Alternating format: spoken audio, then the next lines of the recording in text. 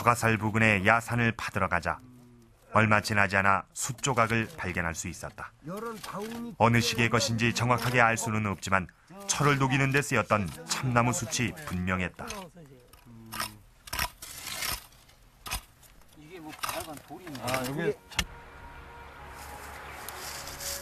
곡성 지역은 고대부터 대규모 철 산지였다.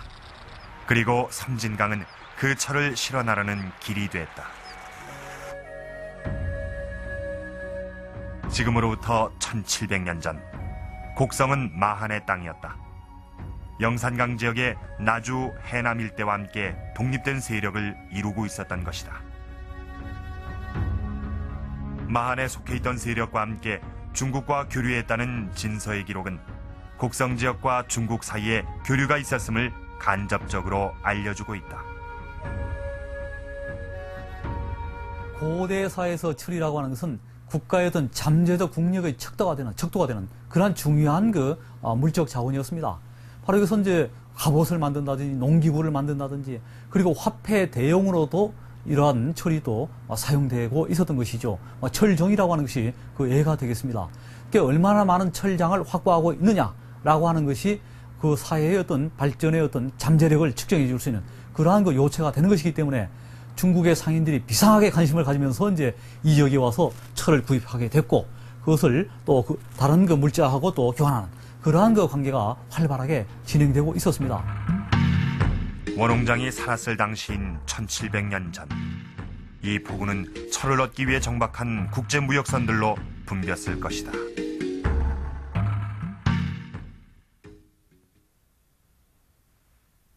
여러분은 심청전 하면 가장 먼저 뭐가 떠오르십니까? 아마 많은 분들이 인당수와 용궁을 생각하실 텐데요. 이 심청전의 원형이라고 할 수 있는 관음사 적기에는 인당수와 용궁의 얘기는 등장하지 않습니다. 이 원홍장 처녀가 중국 사신을 따라 중국으로 건너가게 된 얘기만 하고 있죠. 이 소설과는 달리 관음사 적기는 실제 있었던 일들만 기록한 것이기 때문에 그것은 어쩌면 당연한 일인지도 모르겠습니다.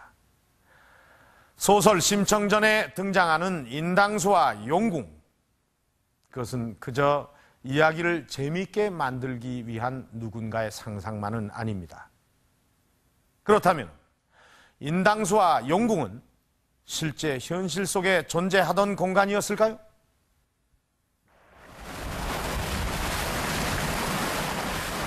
인당수는 과거 바다 사람들에게 있어 가장 큰 두려움의 대상이었다. 발달하지 못한 항해술로는 도저히 피해갈 수 없는 항로상의 위험지역. 그렇다면 인당수는 어디였을까? 해안선이 복잡하고 섬이 많은 서남 연근의 곳곳에 인당수가 도사리고 있었을 것이다.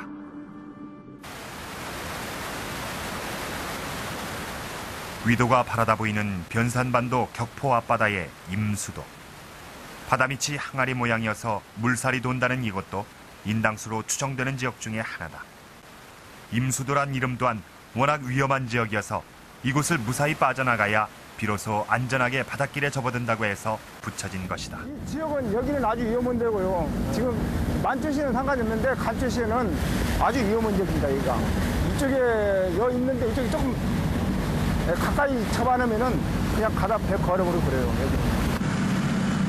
한반도 서남해안으로 들어온 중국 배가 다시 남중국으로 갈 때 이 지역은 피해갈 수 없는 지역이었다. 왔다가 똑같은 길을 갈 수는 없어요.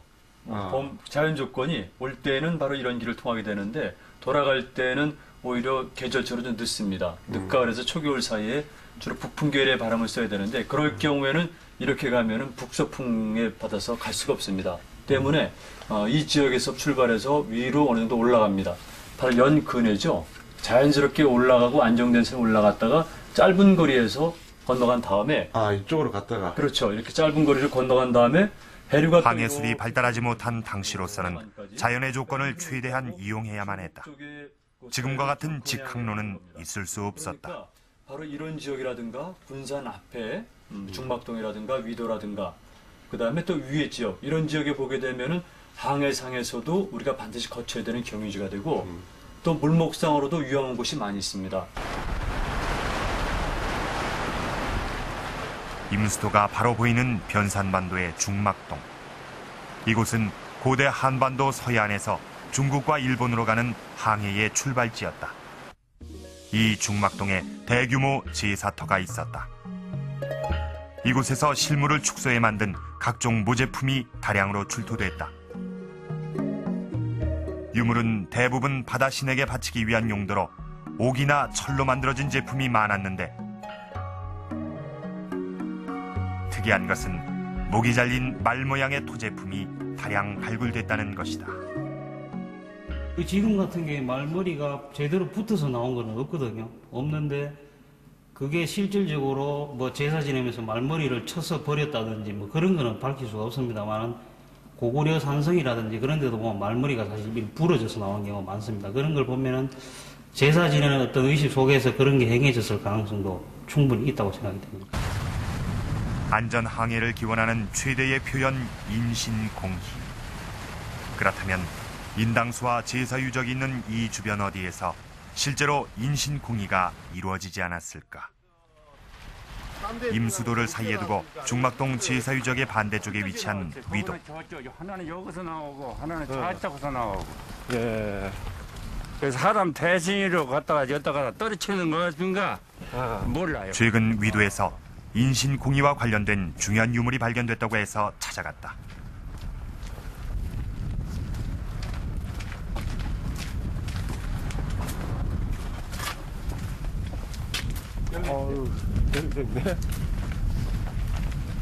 해안가에서 발견됐다는 유물이 마당 한켠에 세워져 있었다. 유물은 무덤가에서 흔히 볼 수 있는 석상의 모습과 비슷했다. 위도 주변에서 모두 4구가 발견됐다는 문인석 모양의 석상.